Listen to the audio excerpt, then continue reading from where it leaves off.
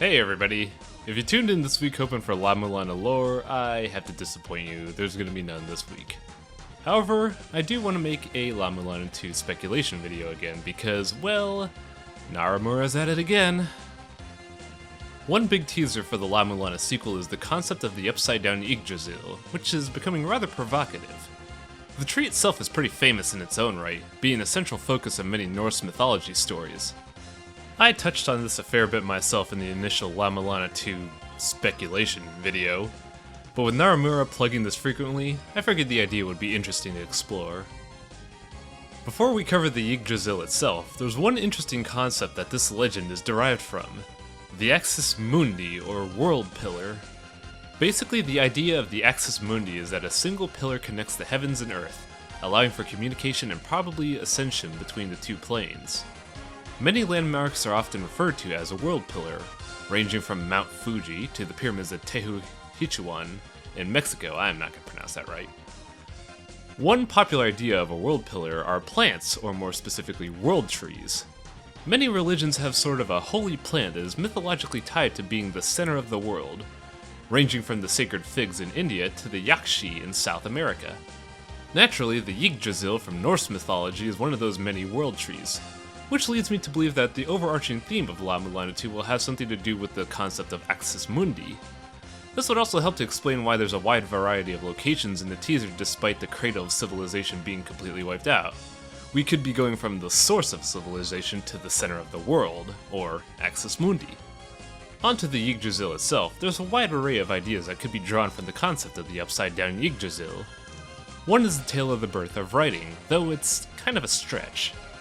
In the Norse mythology of writing, Odin one day sought wisdom from the Yggdrasil by hanging himself upside down for several days as a sacrifice to the tree. On the last day, he received a flash of insight for the secret of runes. This tale is also similar to many other mythological ideals, most notably the Hanged Man from tarot cards. It's kind of a stretch, but the importance of language in the original La-Mulana might make for some interesting tricks in order to hide clues from the players. Another one of the many tales of the Yggdrasil refers to the roots of the world tree. I figured this would be an interesting approach to the story since the idea of the tree being upside down could relate to the discussion of its roots. In Norse mythology, the world tree is comprised of Asgard and Valhalla being the realm of gods at the top of the tree, Midgard being the realm of man in the middle of the tree, and the roots of the Yggdrasil comprising the underworld. One root oddly enough is linked to humanity. The other extends to Muspelheim, or the Land of Fire, guarded by Surt. The other route leads to Niflheim, the realm of ice. Within Niflheim lies the worm Nidhogg, who constantly gnaws at the roots of Yggdrasil. Niflheim also holds the Hvigelmer, oh man, I can't pronounce that, which is rumored to be whence all waters rise from. There's a lot of potential material for the game just from this story alone. I can certainly see Nidhogg being a primary boss after seeing photos at the La-Mulana 2 booth in Tokyo Game Show.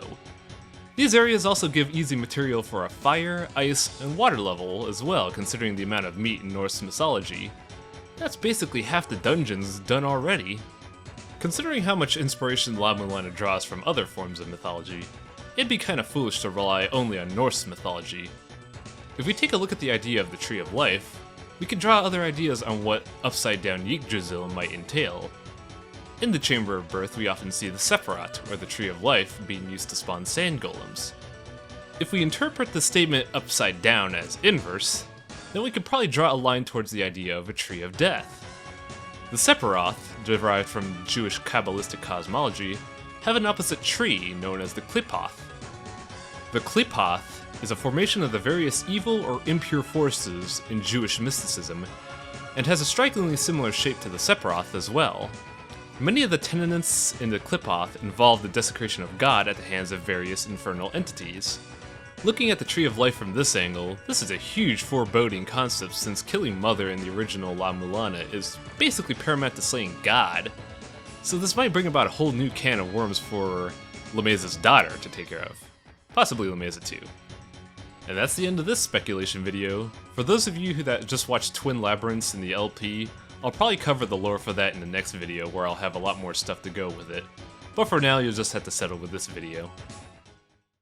A special shout out goes to Mark Seb, aka Action Points, and Mike Talley from Gather Your Party. These guys helped me broaden my horizon for the Tree of Life and helped me elaborate on the concept of the Axis Mundi. Another special shout out to Zeta from the YouTube comments for telling me about the basic mythology for Norse gods and the Yggdrasil. Thanks guys!